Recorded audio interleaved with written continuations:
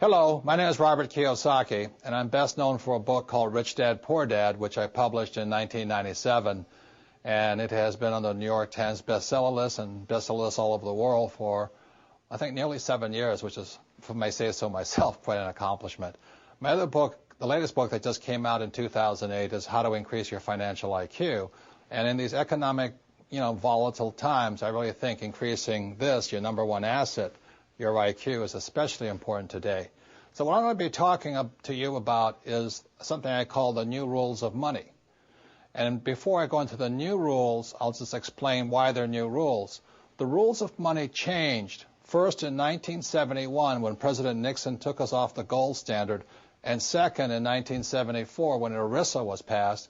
And ERISA now is known as a 401k. The reason ERISA is so important, or 1974 is so important, it meant to all employees that you no longer had a paycheck for life. The company was not going to take care of you for the rest of your life. So 1974 meant you had to now sort of save and invest enough money so that you could afford to pay yourself a paycheck for the rest of your life. So that's why after 1971 and 1974, the rules of money changed. So before I go into the new rules, I'd like to go into the old rules. Prior to 1971, the old rules were: go to school, get a safe, secure job. The second was work hard to earn more money. 3, save money. 4, buy a house. 5, get out of debt. 6, invest for the long term, and in most people's cases, they invest in mutual funds. And 7, diversify. So those are the old rules, and when I talk to even young people today, people under 20 years old, they still say the same thing. I'm going to school to get a safe, secure job. I'm going to work hard to make a lot of money. I'm going to save money. I'm going to buy a house. I'm going to get out of debt. I'm going to invest for the long term in mutual funds, and I'm going to diversify. Those are the old rules. What I'm going to go into today are the new rules, and again, the new rules came in after 1971 and 74. So let me talk about the new rules. Let's take this word here, school. Before 1971 and 1974, you could just go to school and get a job and all those types of things. But today, after 1971 and 74, people need to know you need more education than the school systems provide. For example, one type of education our schools provide for is a thing called academic. And I don't spell very well, so if I misspell something, let me know. But academic means reading, writing, and arithmetic. That's very important. Rule number 2 you have to learn in school is professional.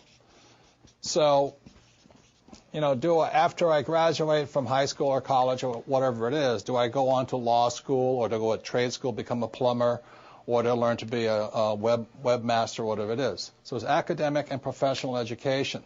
This is also very important. Our schools do a pretty good job of that.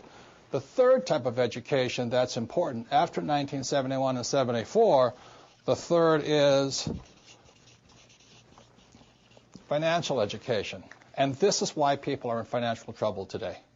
Because our school systems have very little, if any, financial education. And the only kind of financial education many school teachers are teaching kids is stuff they know, which is get a safe, secure job, work hard, save money, get out of debt, invest in a house, and invest in mutual funds. That is inadequate financial education today. And the Rich Dad Company is an educational company that provides financial education appropriate to these times. So that's the first set of new rules. The new rule is after 1971 and 74, we all need more financial education and invest in our greatest asset, our minds, or increasing our financial IQ.